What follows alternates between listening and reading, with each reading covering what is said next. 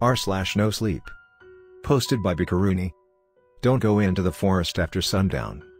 My husband and I live in a house that's somewhat secluded. Our neighbors aren't the type you can just say hi to over the fence, and a large, thick forest backs our property.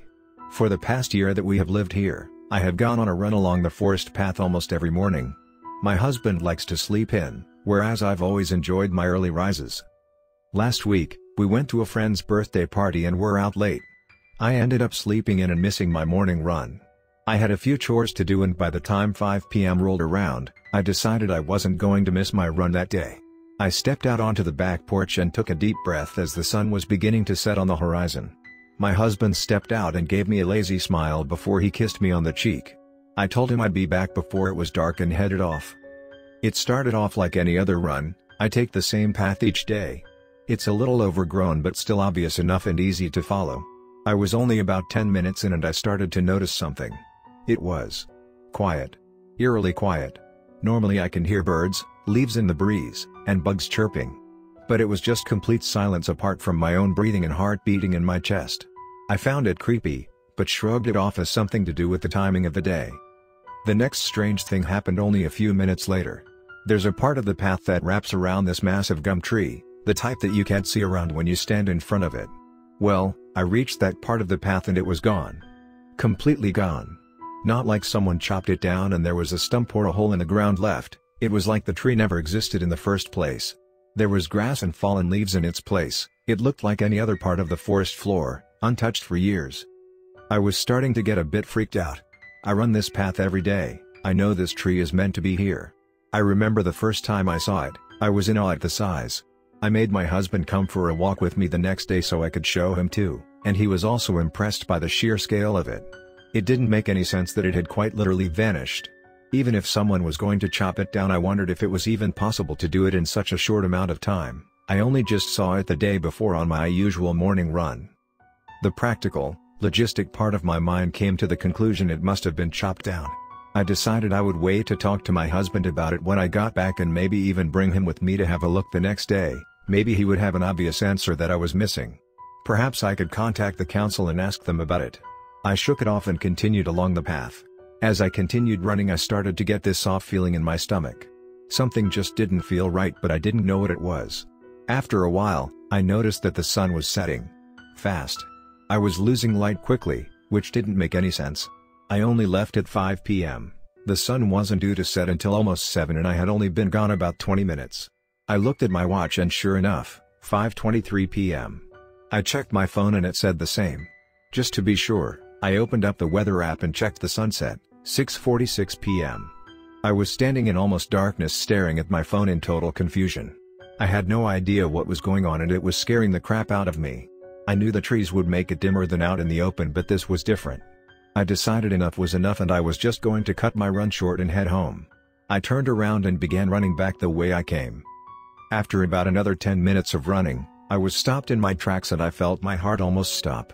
There, standing on the path staring directly at me, was a moose. Those things are insanely huge. But the weirdest part about it all was I live in Australia. We have just about every deadly animal on the planet, but we sure as hell don't have moose wandering around, and I certainly had never seen one in the last year I had been coming through the forest. I stared at this creature for what felt like an eternity, my heartbeat pounding in my head as my mind raced. It just stood there, eyes glowing in the dark, staring into my soul. I was frozen in fear, unsure of what I should do. Then, after I felt like I was going to throw up from fear, it finally broke eye contact and just walked away. I stared as it strolled out of sight as if nothing had happened. Once I could no longer hear the footsteps and I was back in complete silence, I began sprinting. I was way too terrified to be in this forest a second longer than I had to be. I ran and ran until my lungs felt like they were going to give out. I thought for sure I should be reaching the clearing soon, but the more I ran the more it felt like I went deeper and deeper into the woods. I glanced at my watch and my breath hitched. 9:42 p.m. It's not possible, I said to myself. It can't have been 4 hours. My whole interaction with the moose, although felt like forever, in reality only lasted a few minutes. I pulled out my phone, and again it matched what my watch said. I tried to call my husband but I couldn't get any service. I closed my eyes and took a deep breath. It was pitch black now and I had to use my phone torch to illuminate the path. My mind was racing with some kind of way to come up with how this could be happening, but I had nothing.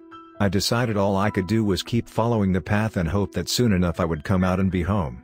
I was exhausted from running for so long, so I walked for a while, constantly checking my phone to see if I got any reception to try and call somebody. I knew that I should have been out of the forest by now. I was trying my best to stay calm, but I was panicking internally.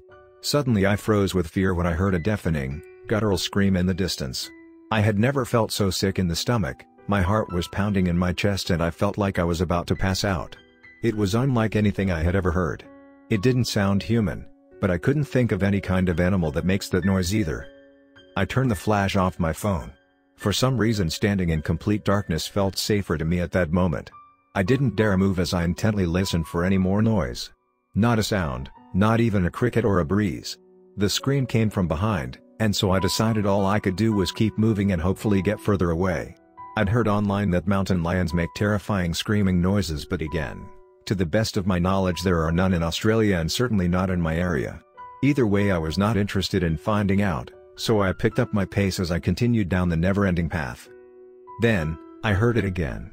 Only this time it was much louder, meaning only one thing: it was getting closer.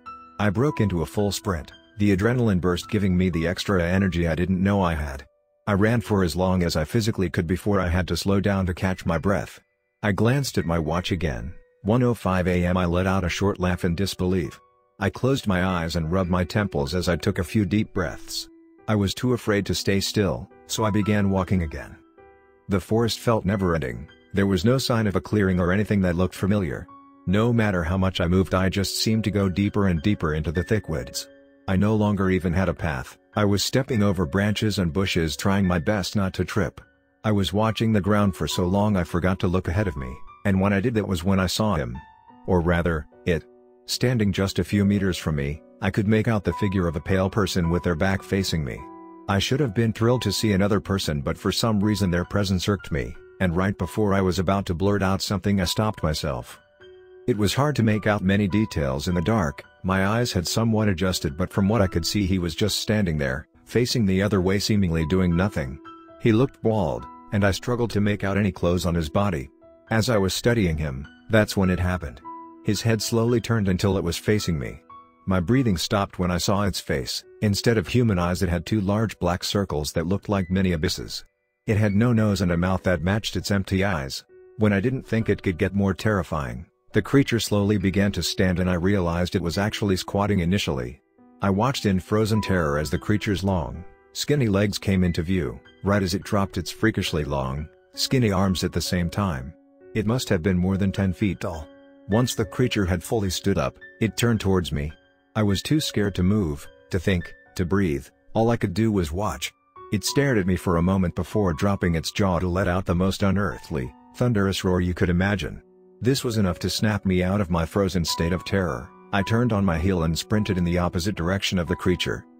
My chest was burning as I ran as fast as I could. I refused to look behind me, but I could hear the thumping legs following behind me. I had no sense of direction, no plan. All I could do was run. I still couldn't see that well, and so I hadn't seen the edge until it was too late, rolling and toppling down a steep hill until I landed in the thick brush at the bottom. I groaned in pain, winded from the fall. I blinked a few times before looking up at the ledge I had just fallen from, where the creature suddenly appeared. My eyes widened and my heart raced as it looked around. I thought for sure this was it. There's no chance I can outrun this thing in my state. Just as I was reflecting on all the things in life I had missed out on, the creature turned away and walked back into the trees, out of sight. I let out the breath I didn't realize I was holding on to. The bushes must have swallowed me up enough so that it didn't see me. I checked my watch again. 4:59 a.m. After laying there for a few minutes to catch my breath, I slowly sat up, wiping the tears from my eyes as I could finally think for a moment. When I felt ready enough, I rose to my feet and looked around. I then noticed the path, a very familiar path. It was the one I ran every day. I began following it, hoping and praying with every step that my ordeal would finally be over. After a while the forest started getting thinner, trees more spaced out, until finally I could see a clearing with light. I audibly gasped as I quickened my pace into a full sprint towards the opening, and when I came out on the other side I could see the sunrise. Tears filled my eyes as I saw my house in the distance, and I continued running until I got to the back door. I burst into the house and saw my husband sitting in the living room with a mug in his hand. He turned and gave me a puzzled look when he saw me.